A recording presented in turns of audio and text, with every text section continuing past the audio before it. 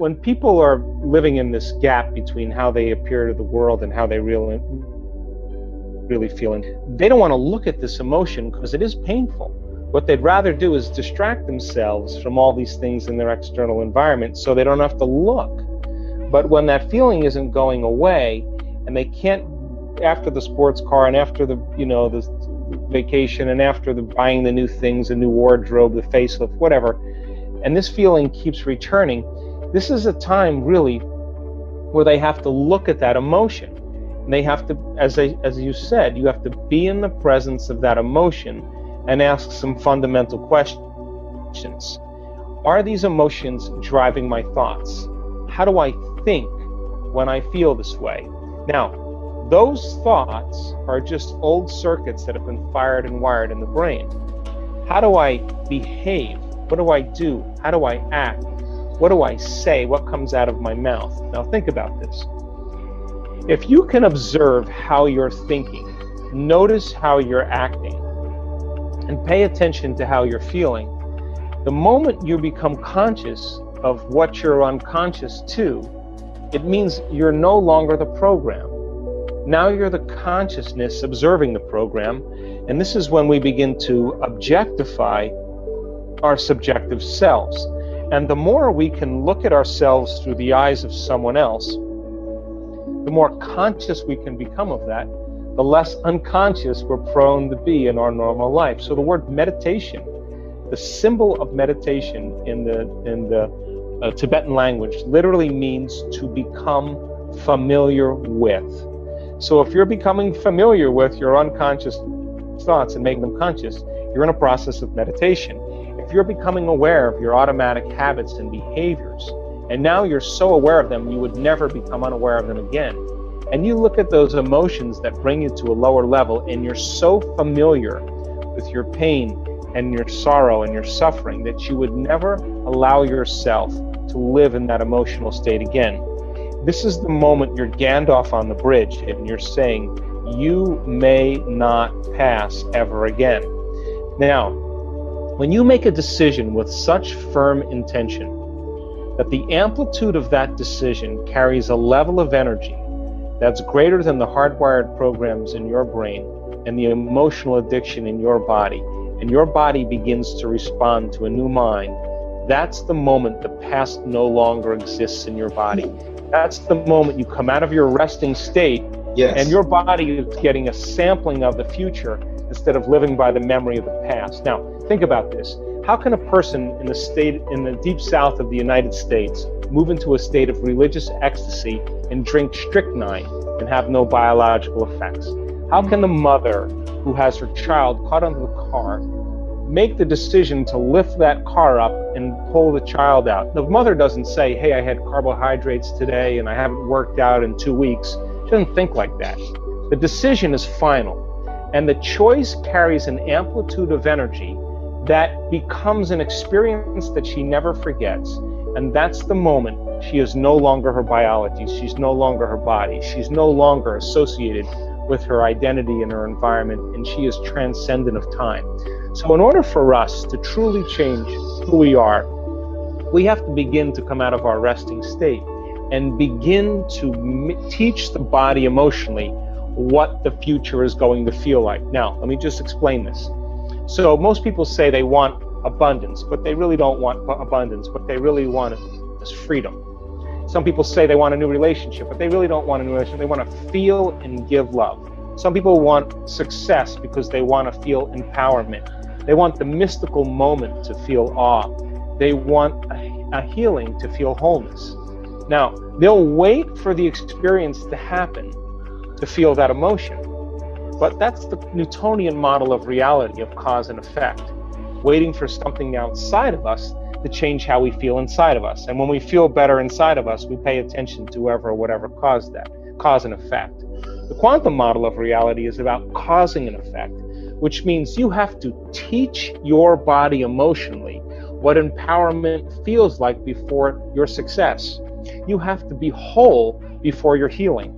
You have to be in awe before the mystical moment. You have to feel freedom and abundance before your wealth appears. And when we do that, then To the materialist, it would seem really insane or foolhardy because the event hasn't happened. But to the quantum mind, though, the body is getting a sampling of the future before the experience occurs. And if we do this properly and we marry it with a clear intention, the body begins to believe it's in the future instead of in the past. And now we're defined by a vision of the future instead of a memory of the past. And so we teach people how to come out of their resting state. Unfortunately, as I said, most people wait for the crisis to come out of their resting state and where they say this is enough. But everybody already knows how to do this, because everybody that's on this call has already done something great in their life. And what did they do? They made a decision. They had a vision. They got inspired by that vision. They decided what thoughts would support them to that vision, what behaviors and choices they were going to make. They felt enthusiastic, and they began to get their behaviors to match their intention, and they changed. Now think about it when we set out to do something and we didn't accomplish it. We got lazy, we had a vision, we got emotional, we got too busy, stress got in the way, we had social appointments, and we traded that vision for mediocrity. So we come out of our resting state and the body has to be energized with a new frequency. And we were capturing in our last workshop probably 40,000 times the amount of energy in people's brains when they did this. Now, 40,000 times the amount of energy, give you an idea. When people's brains are firing in normal, limited consciousness, we're about 10 to 60 microvolts squared of energy. We're talking about 1 million microvolts of energy in a person's brain. I mean, you can charge your iPhone with that. That is how powerful we really are. So then, as we begin to overcome those limitations that block the flow of the divine in us, as we begin to remove those layers, we begin to feel connected to something greater. And then the next challenge appears. When we begin to get our mind and body right, and we begin to look at what piece of knowledge could we apply to this adversity, to change something about ourselves, to get closer to source, I think that when people really begin to realize that there's no structure out there, there's structure for drugs, there's structure for alcohol, there's structure for gambling, there's structure for video gaming or overeating or shopping or all of consumerism. You take a pill and it makes that feeling go away immediately. You're going to correlate that internal change with whatever you did to take that, and you're going to develop an attachment or an addiction. And what that does is it begins to broaden the gap. And you could be the wealthiest, the most successful, the most popular person, the most good-looking person in the world, but if you haven't overcome that emotion right there, you haven't evolved in one lifetime. And this is where we have to begin to look at where we're going to make the biggest contribution to ourselves, because as we begin to understand that the soul cannot create a future experience, and the soul wants to really have new events and novel experiences.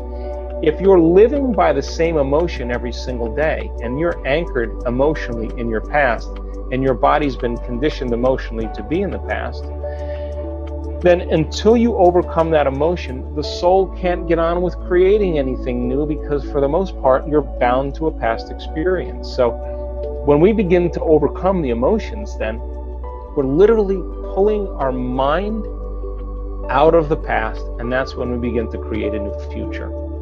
If you begin to embrace this paradigm on the deepest level, then the soul's real desire is really to experience the unknown, to experience something new. And so if you're living and feeling the same way every single day, then it means nothing new is happening in your life. And that boredom right now I'm going to speak for you, that boredom or that predictable, familiar emotion is what's nagging at you and bothering you, because on a soul level, there's more to experience.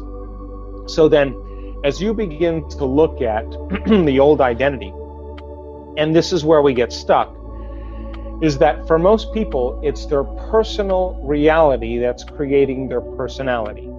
It's the media and the social engagements and the advertising and television and the people and things in our life.